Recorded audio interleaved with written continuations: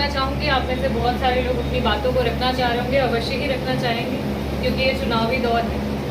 सर्वप्रथम मैं आदरणीय डॉक्टर साहब डॉक्टर हसन, हमारे सीनियर मोस्ट कल्लू खां जी, हमारे बीच में प्रत्याशी रहे जियाउद्दीन अंसारी जी, राशिद भाई, जहार भाई, मुन्ना भाई, सैफुल इस्लाम जी और हमारे पत्रकार बंधु, मेरे छोटे भाई नदीम शेखू, सोनू फरीदी और भी सभी लोग जो भी यहाँ पे हैं, सब हमारे दिल के करीब हैं। राकेश पीछे बैठे हैं।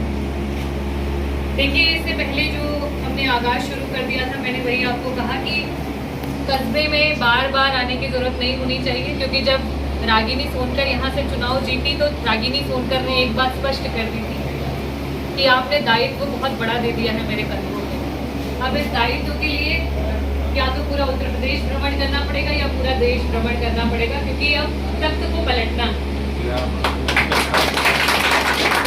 और जब रागिनी सोनकर यहाँ से जाती है तो यहाँ के हर एक घर में एक रागिनी सोनकर को छोड़ करके जाती है जो उनकी गैर हाजिरी में वो अपने कर्तव्य का निर्वहन करे, और चाहे वो महिला हो, चाहे पुरुष हो, मेरा भाई हो, बहन हो, माता हो, पिता हो, उनके आशीर्वाद के रूप में एक रागिनी सोनकर को छोड़ करके जाती हूँ जो ये प्रचार प्रसार को देख रहा है और साथ ही साथ किस तरीके से इंडिया गठबंधन को मजबूती देनी है उसको देख रहा है। सभी लोगों ने बात कर ली कि किस तरीके से चुनाव में हमें मेहनत करनी है, कैसे जिताना है, कैसे वोट गैदर करना है। मैं सिर्फ ज़रूरी बात करने आई हूँ क्योंकि ये पिछली बार नहीं हो पाई थी। मैं कोई रिपीटेशन नहीं करना चाहती हूँ क्योंकि समय भी बहुत कम है। इसके बाद एक और कार्यक्रम है, फिर मुझे एयरपोर्ट पहुँचना है। कल मेरा हमारे इंडिया गठबंधन के ही प्रत्याशी हैं रावदान सिंह जी, कई बार के कैबिनेट मिनिस्टर रहे हुए हैं, उनके प्रचार में जाना है। उसके बाद वापस आना है। 18 तारीख को जौनपुर का कार्यक्रम है, उसके बाद लालगंज जाना है, आजमगढ़ जाना है। आपको पता है कि बहुत बड़ा दायित्व आपने कंधों पे दिया है और उसी की कोशिश में है कि किस तरीके से तख्त को पलटा जाए।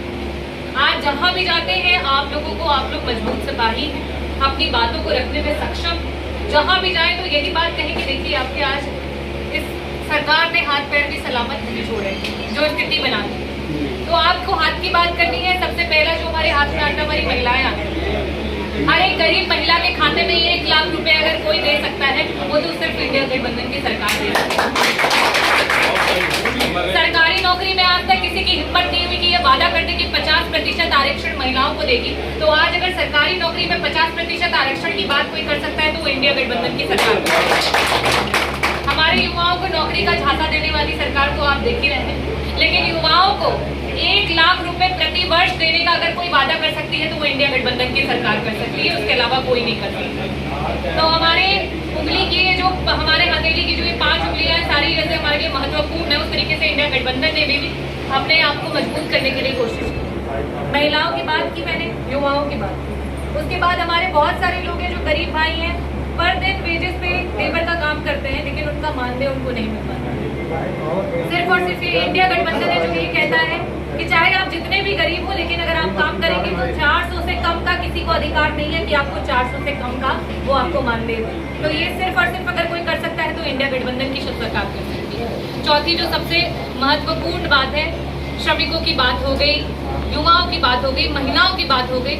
आज अगर पिछड़ा, दलित, आदिवासी और अल्पसंख्यक समाज के लिए अगर कोई लड़ाई लड़ रहा है, आपके हक के लिए लड़ रहा है, तो वो सिर्फ और सिर्फ इंडिया गठबंधन की सरकार लड़ रही है। तो आप लोगों को इस बात को घर घर बताना है, लोगों तक बताना है, क्योंकि वो अपने जुमले जो है वो फैला रहे हैं। आज 5 किलो राशन की हर जगह बातें चल गई हैं। कल खड़गे जी ने ये भी कह दिया कि इंडिया गठबंधन के तहत अगर हमारी सरकार बन जाती है हम 10 किलो राशन हर गरीब परिवार के घर में भिजवाएंगे। तो ये बातें जो है आपके माध्यम से लोगों के बीच में पहुंचनी चाहिए और इंडिया गठबंधन जो है वो जीत करके यहाँ पे देश में सरकार बनाए और हम लोगों का जिस तरीके से शोषण हो रहा है वो शोषण बंद हो, हमें अपना अधिकार मिले और हम जीत के।